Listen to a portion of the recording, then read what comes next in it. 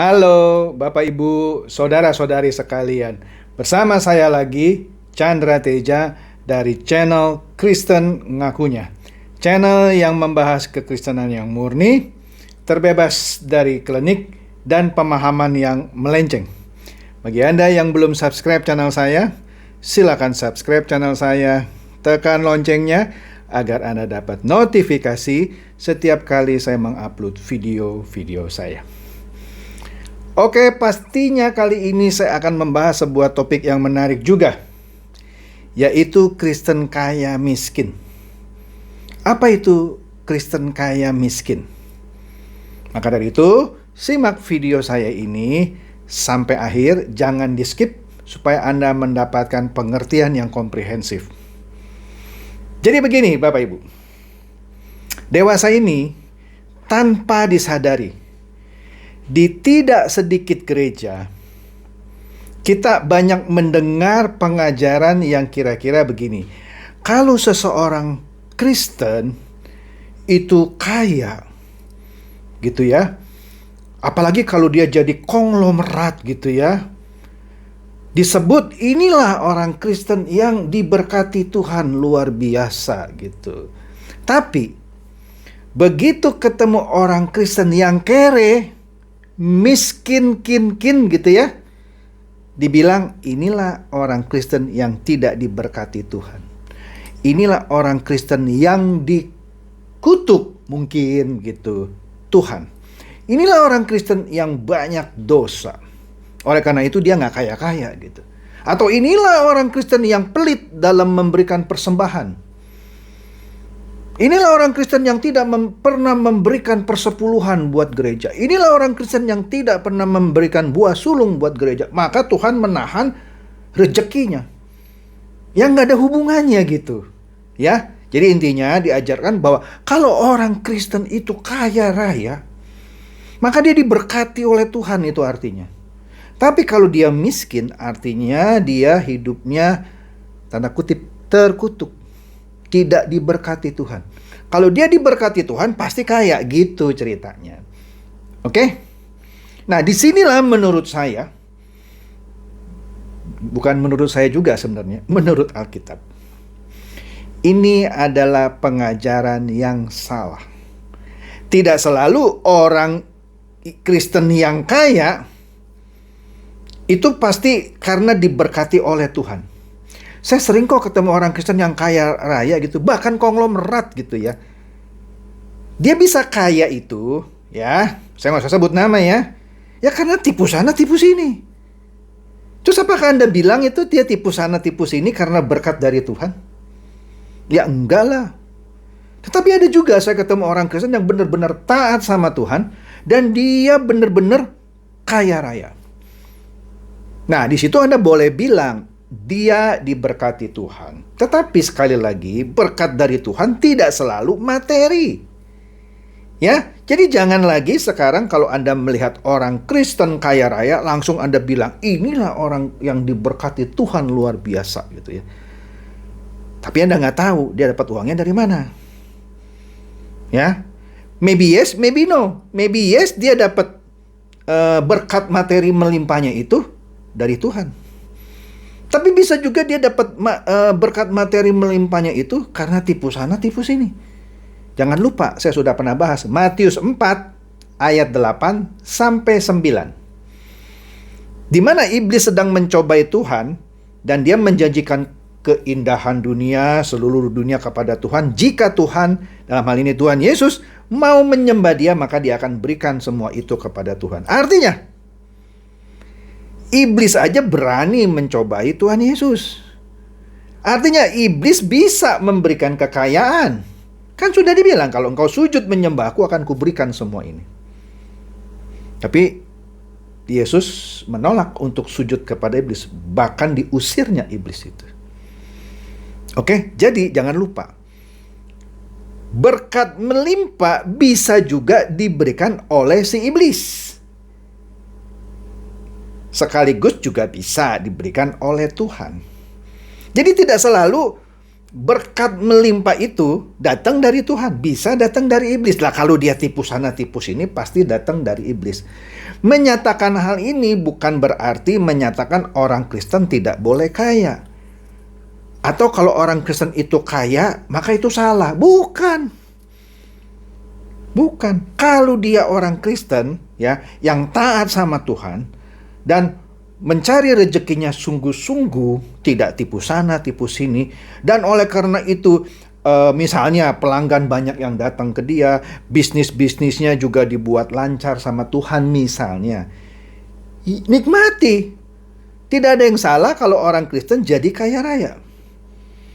Tapi yang salah adalah orang Kristen yang jadi kaya raya dari pekerjaan atau intervensi si iblis yang mempengaruhi pikirannya dengan cara tipu sana, tipu sini.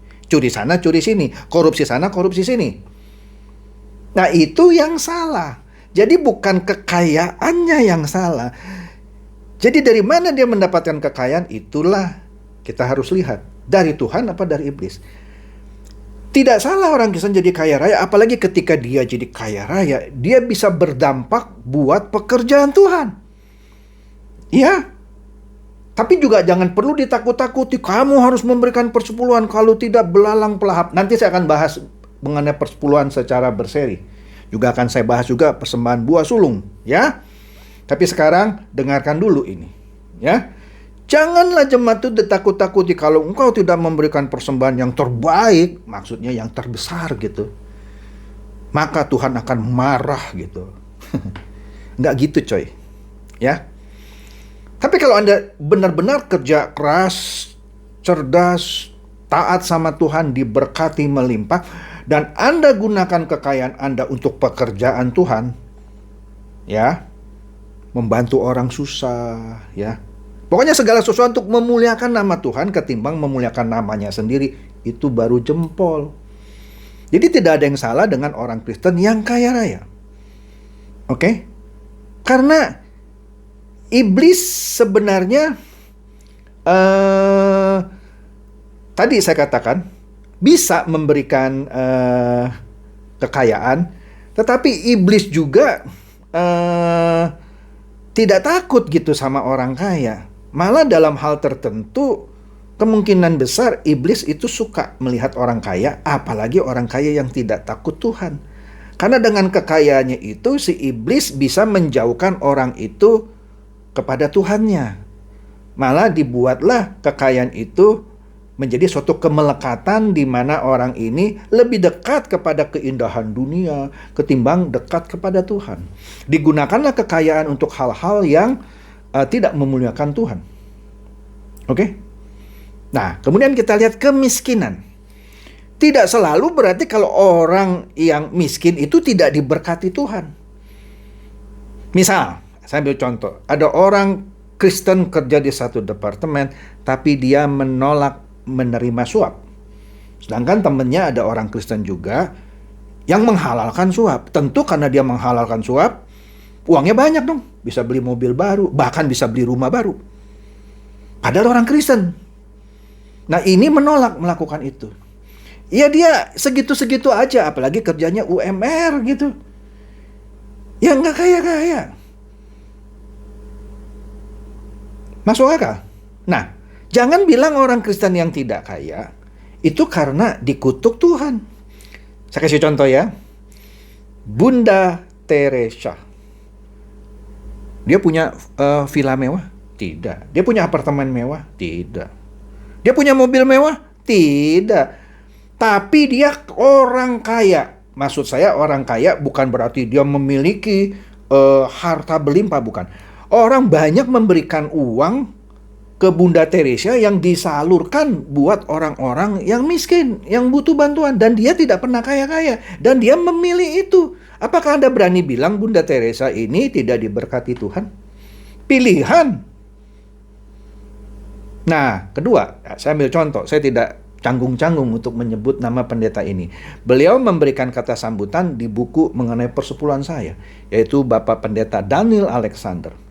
Dia sejak lama merintis pemberitaan Injil di tanah Papua, di Nabire. Dia bikin sekolahan, dia kasih sekolah gratis. Pak Daniel itu bukan orang kaya raya loh. Dia nggak punya rumah mewah, apartemen mewah, mobil mewah, tidak. Tapi dia bisa pergi kemana-mana, ke luar negeri kemana. Kenapa? Dikasih orang uang. Dan uang itu dia salurkan lagi untuk sekolah yang dia buat. Bahkan ada yang laporan, dia sering berdiri depan ATM mungkin setengah jam atau berapa. Ternyata dia transfer uang kepada anak-anak angkatnya yang dikuliahin. Nah, dia memilih untuk tidak jadi orang kaya, tapi dia menyalurkan berkat yang diberi orang, ketimbang dia beli rumah mewah gitu, dibuat sekolah, dibuat bantuan uang kuliah. Sampai sekarang dia tidak kaya raya. Apakah Anda berani bilang seorang pendeta Daniel Alexander itu terkutuk, tidak diberkati Tuhan, sehingga tidak kaya raya? Ya tidaklah. Tapi hati-hati, kemiskinan bisa juga dipakai oleh iblis, ya, supaya orang ini jadi menyimpang. Waduh, padahal awalnya taat, melihat temannya kaya karena terima suap, dia menyimpang, kena godaan iblis. Tapi ada juga orang karena kemiskinannya, dia memilih lebih dekat sama Tuhan. Jadi tidak bisa dibilang juga orang yang miskin itu, ya, pasti terkutuk atau sedang dikerjai iblis. Bukan. Ya, jadi Anda sekali-sekali jangan sekali lagi mendikotomi, inilah orang Kristen kaya yang diberkati Tuhan, inilah orang Kristen miskin yang tidak diberkati atau yang dikutuk. Bukan itu, ya. Sekali lagi, iblis bisa menggunakan kekayaan untuk menjatuhkan orang, tapi iblis juga bisa menggunakan kemiskinan untuk menjatuhkan orang. Sama juga kalau orang itu taat sama Tuhan, ya, benar-benar mencari Tuhan, maka kekayaan yang melekat, yang mengikuti dia gitu ya, itu bisa dia pakai bukan untuk iblis, untuk memuliakan Tuhan, bisa. Dan dia juga bisa, di satu sisi orang yang miskin, dia tidak meratapi ininya, dia tetap dalam kemiskinannya, dia tetap mau setia.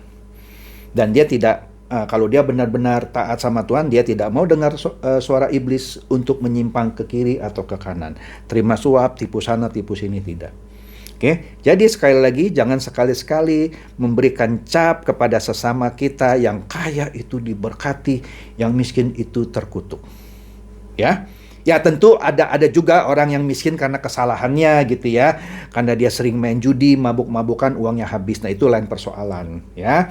Itu pun bukan karena dia dikutuk, itu pilihan dirinya sendiri. Oke? Begitu juga orang kaya, bisa juga karena dia diberkati Tuhan,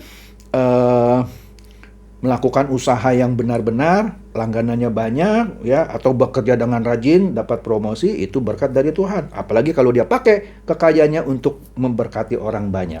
Tetapi bisa juga kekayaannya dari iblis, seperti yang sudah saya jelaskan tadi. Oke? Jadi demikian saja.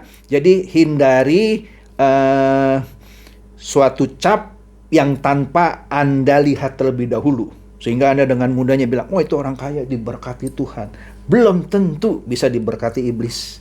Atau Anda bilang, itu orang miskin dikutuk Tuhan. Belum tentu. Ya, semoga ini mencerahkan dan mencerdaskan. Silakan share video saya ini kepada teman-teman, sahabat atau kerabat, supaya mereka juga boleh tercerahkan dan tercerdaskan. Shalom.